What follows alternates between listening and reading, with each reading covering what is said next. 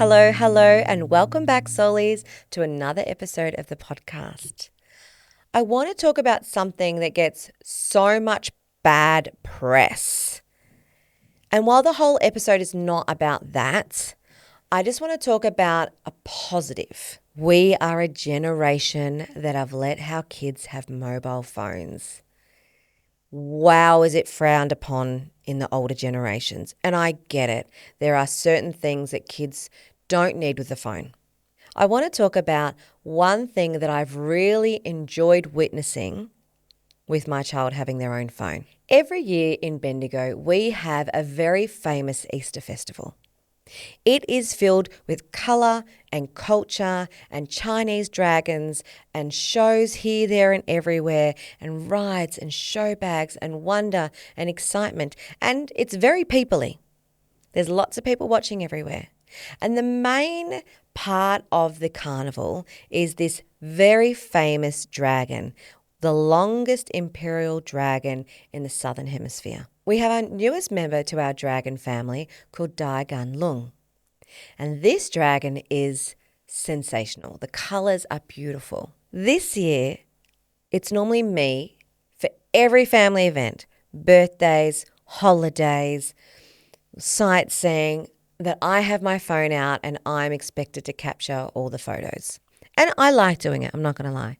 I love capturing the back of my kids or a foot on the sand, anything that creates scale and creates a timeline of their journey. What I found though that's been really curious to me is when someone else has their own camera within your family and you get to witness the photos they've taken, it's really interesting to see what they like witnessing and how it's different to you.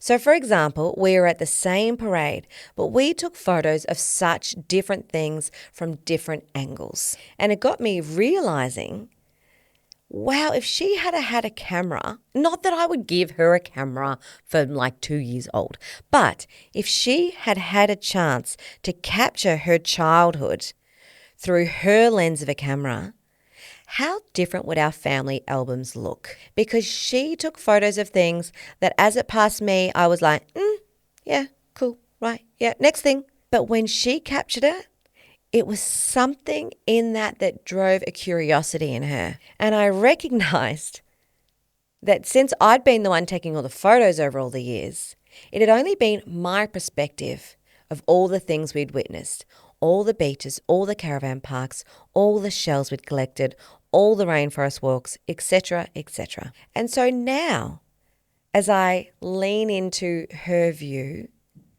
it's also created the conversation of her perspective, not just what she witnesses behind the lens of a camera. And it gets me to open up to all sorts of things about the generations coming through. And how when I sit to listen instead of sit to respond to anything and everything that she shares with me, how much more I get out of her, how much more her view of everything expands. And then how much more I get to witness of what goes on inside her head and her heart. As our kids get older, there is a level of them shifting away from our guidance a little bit. Doesn't mean we're still not friendly with them. It can mean that sometimes we're fighting with them as we kind of try to cling on to any part of them and potentially become a little bit clingy and they're just pushing us away. So what I've learned is when I listen to what she has to say, I don't have to respond always. Sometimes it's just yeah, I could see how that's interesting. And it took me a little while to get to this point because I love a chit chat. I love a backwards and forwards conversation. But what I'm recognizing with my teenagers is their perception and their reflections aren't as conversational as what us adults like it to be. They don't want to hear your side of the story. They genuinely don't want to hear you sitting in memory lane. But it's one of those things that got me being patient through my parenting experience, is the fresh perspective of a child. And how amazingly acute their thoughts are from a very young age. Recently, we had a beautiful member of our family pass away. And I noticed that it wasn't sitting well with my little fella. This is a family member that has babysat him and has looked after him a few times, but not particularly super constant in his life, and certainly a lot older. So this is his great auntie.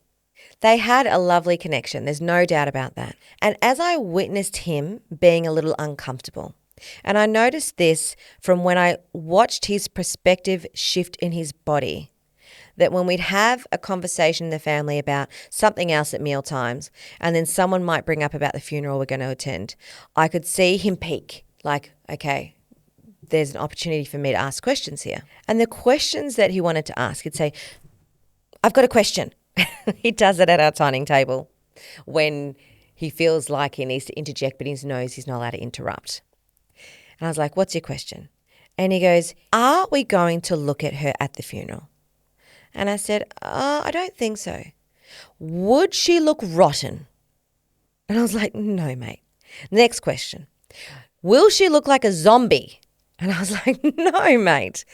And I said, is this what's been worrying you in these last couple of days? At any time we talk about the funeral, you kind of put your head up, and sometimes afterwards you put your head down. Are they the thoughts that have been going on in your mind?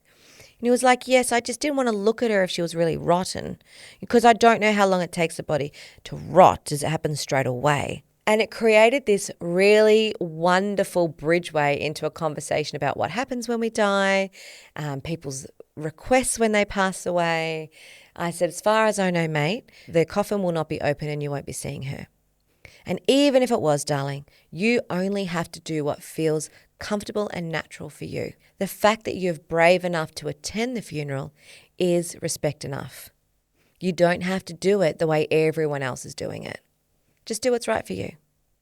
So his perspective of what could happen, I'm so glad that I noticed the cues in his body language to indicate that there was something sitting in his mind. And just like the lens through my daughter's camera, I witnessed that even though we're all living the same moments and we're all a part of the same conversations, we are all picking up different details all the time, and how different those details are based on what we're afraid of, what lights us up, what inspires us, what terrifies us, what challenges us, where our curiosity is. And that's what I loved about my daughter having a phone. So now at a lot of events, I don't make her put her phone away. I let her enjoying seeing it through the lens of her own eyes for her to capture and hold on to forever. And now I sit back a little bit more. I sit back and I just let her go. And I don't feel that I need to correct her behavior because her having her phone out taking a photo makes someone else feel uncomfortable that she has a phone to begin with. I just let her witness her life. And as she sees the details to be, and as she is excited by something, I let her go for it. And it has been quite nice to take the pressure off. And then afterwards, when we get home and I go through her camera roll with her and say, that's interesting. What did you like about that? And let her share her story with me. And sometimes the reality is she's almost a teenager. Sometimes it's like, I don't know. I just liked it. So I've got to make sure that I create that engagement in just the right time. Again, because I'm wanting to create connection from her perspective, I need to make sure that she's warm and open. So I'm not going to do that when she's exhausted and when she's already got the TV and she's staring at it. I make sure that when I approach her for her perspective on anything and everything, has she had a full meal? Has she had a decent sleep? Is she showing levels of wanting to communicate with me? Is she open? Is she creating eye contact? Does she look on and ready for engagement? And then I'm setting myself up for a level of success with my connection. How wonderful it is to witness the world through the lens of a child. And that is one little thing that I'm giving a tick to mobile phones for. Thank you so much. And if you get the chance, with your child's consent and permission, as long as there's things that are appropriate, ask them if you can have a look at the next event you've been to where they've taken a lot of photos, and ask them about their perspective and say, what did you love about that? Like, you've got lots of photos of that particular thing. What was it that you liked? And create that safe space for them to open up. Because I promise you, they have so much interesting insight. Take care, my beautiful soulies. I hope you have a terrific week ahead, and I will be chatting to you again very, very soon. And that is all for today, folks. I feel so grateful and blessed to be able to share these stories with you and to bring us together as a community.